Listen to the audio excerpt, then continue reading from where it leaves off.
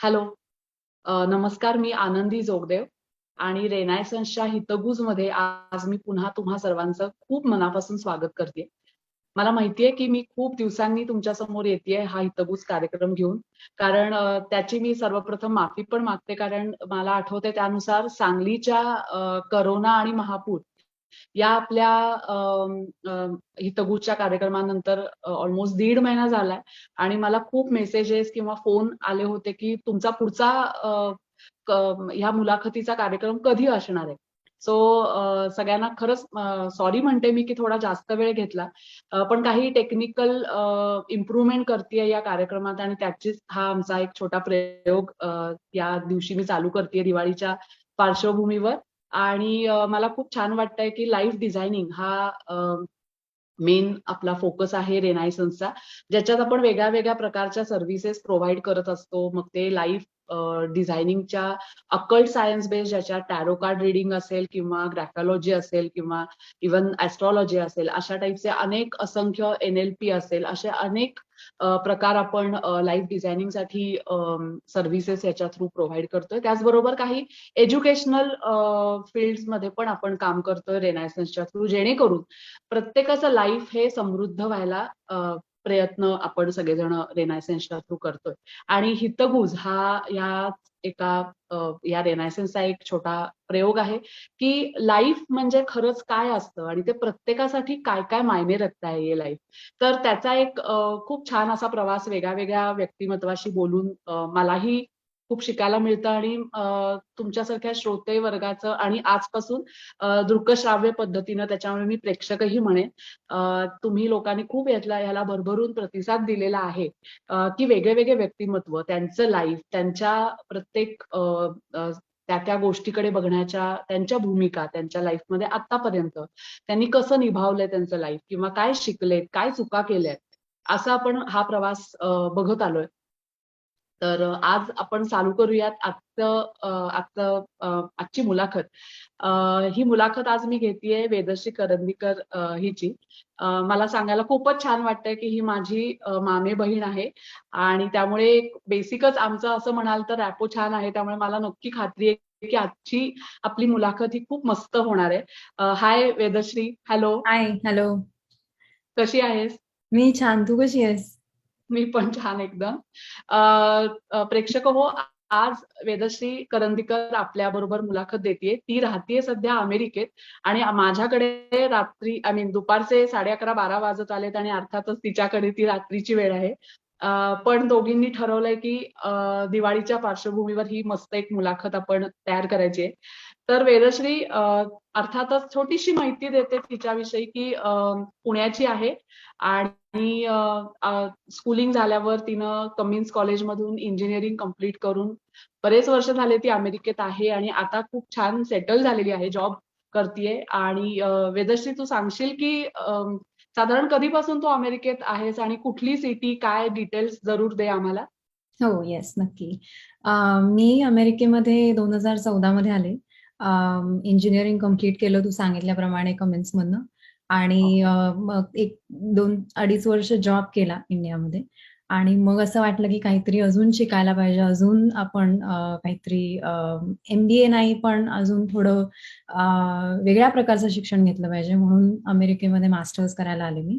So 2014 पासनं मी San होजे state university मध्ये मी enrol झाले. सो 1-1.5 वर्षाचा माझा कोर्स होता आणि त्याच्यानंतर मग जॉब सुरू झाला माझा अमेरिकेमध्ये. सो तेव्हापासनं आता इथेच आहे. अच्छा. वेदश्री, मला तुला एक पटकन असा प्रश्न सुचलाय की इंजिनिअरिंग तू पुण्यामध्ये शिकलीस, इंजिनिअरिंग पर्यंत आपल्या भारत देशात शिकलीस आणि नंतर तू हे सगळं MS वगैरे किंवा इव्हन आता जॉब. पण मी एज्युकेशन बॅकग्राऊंड मेन धरून तुला विचारेन की तुला काय फरक तू सांगशील, तुला कळलेला फरक की तुझ्या शाळेतली तुझ्या कॉलेजमधली भारतातली शिक्षण पद्धती आणि आता जेव्हा तू MS करायला तिकडे गेली होतीस त्यावेळेला तुला एज्युकेशन फील्ड या बॅकग्राऊंडनं काय फरक सांगशील?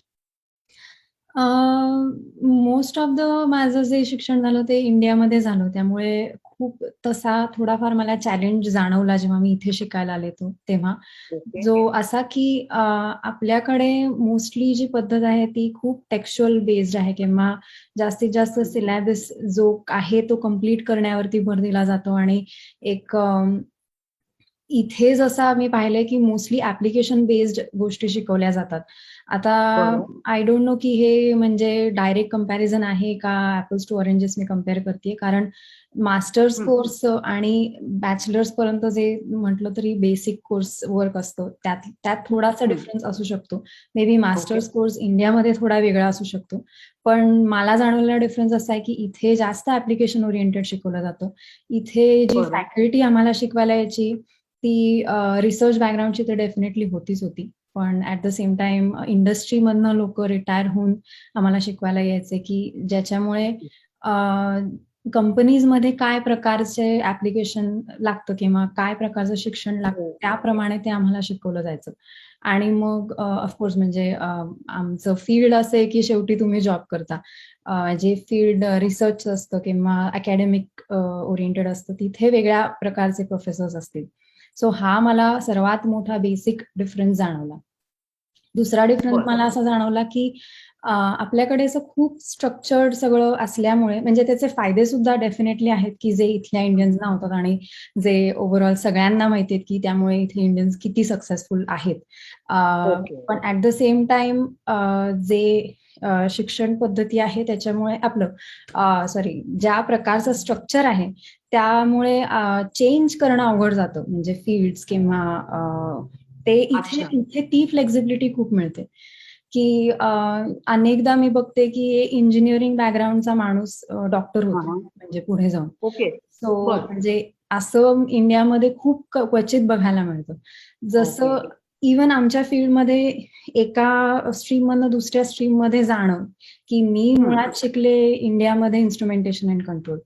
इथे मी आल्यानंतर नेटवर्किंग मध्ये, इलेक्ट्रिकल इंजिनिअरिंग मध्ये माझं नेटवर्किंग होतं आणि मी आता काम करते प्रॉडक्ट मॅनेजमेंट मध्ये, सेल्फ ड्रायव्हिंग मध्ये. सो म्हणजे एकदम मला हवं तसं मी नॅव्हिगेट करू शकले. सो हा खूप मोठा म्हणजे मला डिफरन्स वाटतो की इंडियामध्ये मे बी आता बदलल्या असतील गोष्टी, पण जे नॉलेज मला तेव्हा होतं त्याच्या बेसिसवरती एवढं चेंज करणं मला वाटत नाही शक्य होतं तेव्हा. सो म्हणजे थोडी शिक्षण पद्धती भारतातली रिजिड आहे असं थोडं वाटतंय. रिजिडिटी जास्त आहे, पटकन फ्लेक्झिबिलिटी तेवढी. हा, म्हणजे आधीच प्री डिफाईन्ड पाथ एक्सपेक्टेड असतो लोकांकडनं, की तुम्हाला खूप आधीपासून माहिती पाहिजे की तुम्हाला कुठल्या स्ट्रीम मध्ये जायचंय आणि मग त्याच्या पुढे तुम्ही त्याला धरून पुढचं असं शिकत जातं. जर का तुम्हाला वाटलं की थोडं नॅव्हिगेट करावं तर ते खूपच म्हणजे अवघड आहे. आणि म्हणजे मला वाटतंय की ह्याच्यात ती मानसिकता पण आहे, जो मी ऍक्च्युली माझा दुसरा प्रश्न विचारणारच होते की भारतातली एकूण लाईफस्टाईल आणि तिकडची लाईफस्टाईल याच्यात पण तुला काहीतरी नक्कीच फरक जाणवला असेल आणि ते तू जेव्हा उत्तर देशील कदाचित आपल्याला या पहिल्या प्रश्नाचा अजून बेस त्याचा तयार होऊ शकतो कदाचित. तर काय वाटतं तुला की भारतातली लाईफस्टाईल, एक जनरल लाईफस्टाईल आणि तिकडची लाईफस्टाईल याच्यात तू आम्हाला काय सांगशील? लाईफस्टाईल मध्ये आता म्हणजे खरं जेव्हा things come down to lifestyle त्यावेळेला त्या देशाचं किंवा त्या ठिकाणाचं culture plays a big role. ज्या कंट्रीजना, म्हणजे हे माझं असं ओपिनियन आहे की ज्या कंट्रीजना स्वतःचं खूप हिस्टॉरिक कल्चर आहे तिथे लोक they are set in their own ways आणि ते म्हणजे असं थोडं सुद्धा डिव्हिएशन झालं तरी सुद्धा म्हणजे खूप इझिली ते एक्सेप्ट नाही करत किंवा त्यांचं जे चालू असतं तेच चालू असतं. जसं की इंडियाचं आहे किंवा युकेचं आहे, म्हणजे बरेच असे देश आहेत की ज्यांचं खूप असं घट्ट कल्चर. हा, पण अमेरिकेमध्ये जे कोणी लोक आहेत, अगदी जे नेटिव्ह अमेरिकन्स आहेत ते सोडल्यास बाकी सगळे इमिग्रंट्स आहेत आणि त्याच्यामुळे इतकी डायव्हर्सिटी इथे, म्हणजे कल्चरल डायव्हर्सिटी आहे, लोकांची आहे. म्हणजे स्टॅच्यू ऑफ लिबर्टीचं मेन सिम्बॉल की इथे लिबर्टी खूप आहे, जे म्हटलं की कुठल्याही प्रकारचं फ्रीडम आहे, म्हणजे राईट फ्रॉम तुमचं काय म्हणतात सेक्शुअल ओरिएंटेशन किंवा कुठल्याच प्रकारचे टॅबूज नाहीये टू स्टार्ट, म्हणजे काहीच कोणीच असंच पाहिजे तसंच पाहिजे म्हणत नाही. त्यामुळे लाईफस्टाईल पण अशी इन्फ्लुएन्स झाली आहे की खूप फ्लेक्झिबिलिटी आणि वर्क कल्चरमध्ये पण तसाच एक प्रकार डेव्हलप झाला. म्हणजे ती एक मुळात फ्री ऍटमॉस्फिअर जे आहे प्रत्येकच गोष्टीमध्ये तुम्हाला हवं तसं तुमच्या कलानी तुम्ही करा, फक्त तुम्ही आउटपुट द्या, हे मात्र आहे. आणि त्याच्यामुळेच मला असं वाटतं की सगळा फोकस जो आहे तो आउटपुट होते, सगळा फोकस जो आहे तो प्रॉडक्टिव्हिटीवरती, म्हणून एवढं सक्सेस दिसतं. कारण छोट्या छोट्या ज्या गोष्टी असतात की ज्या म्हणायला गेलं तर त्या डायव्हर्जन्स किंवा उगाचच डिस्ट्रॅक्शन्स असतात की सेंटिमेंटल व्हॅल्यूजच्या असतील त्या डेफिनेटली, पण त्या प्रोग्रेससाठी इम्पॉर्टंट आहेत का? आणि इथल्या म्हणजे मुळात ते सगळ्यांचं कल्चर वेगळं असल्यामुळे कोणी त्या छोट्या छोट्या गोष्टींना रिस्पेक्ट पण करतं पण फार महत्व पण देत नाही की म्हणजे सो त्याच्यामुळे मला असं वाटतं की खूप फोकस टेक्नॉलॉजीवरती आणि फ्रीडमवरती आहे आणि तरी सुद्धा लोक एकमेकांना धरून जातात. अच्छा. वेदश्री, मी या तुझ्या सांगण्यामुळे असं मलाही काहीतरी ऍड करावंसं वाटतंय की आमच्या सायकोलॉजीमध्ये फ्री बर्ड हा एक पॅटर्न असतो पर्सनॅलिटीचा. तर त्याला जसं वाटतंय तसं, जसं आता रेनायसन्स पण ऍक्च्युली त्याच्या धर्तीवर काम करतंय की लाईफ डिझायनिंग. तर लाईफ हे अमुकच पद्धतीनंच घडवा असं काही नाहीये. त्या त्या व्यक्तीच्या कलेनं ते घडू शकतं. मी म्हणलं तसं फ्री बर्ड हा जो कॉन्सेप्ट आहे त्याच्यात बरेचदा अशी एक भीती असते, जसं तू म्हणालीस की इथे फ्लेक्झिबिलिटी आहे, इथे फ्रीडम आहे आणि त्याला इम्पॉर्टन्स पण आहे. मला एक असा प्रश्न विचारायचा आहे की आता तू इतके वर्ष इथं राहतीये, 2014 म्हणजे बऱ्यापैकी म्हणजे 7-8 वर्ष तर ऑलमोस्ट होत आली. तर या फ्रीडममुळे, जसं आम्ही फ्री बर्ड पर्सनॅलिटीला म्हणतो की कधी कधी एखादा जर त्याचा बेस राहिला नाही की अति फ्रीडम किंवा अति फ्रीनेस जाणवला आणि मग थोडं भरकटायला होतं, म्हणजे पर्सनॅलिटीचं बोलते मी. तो त्या अनुषंगानं तुला ह्याचेच काही ड्रॉबॅक्स त्या अमेरिकन कल्चरमध्ये असं काही वाटतात का? डेफिनेटली आहेत. म्हणजे प्रत्येकच चांगल्या गोष्टीला जशी निगेटिव्ह साईड असते तसं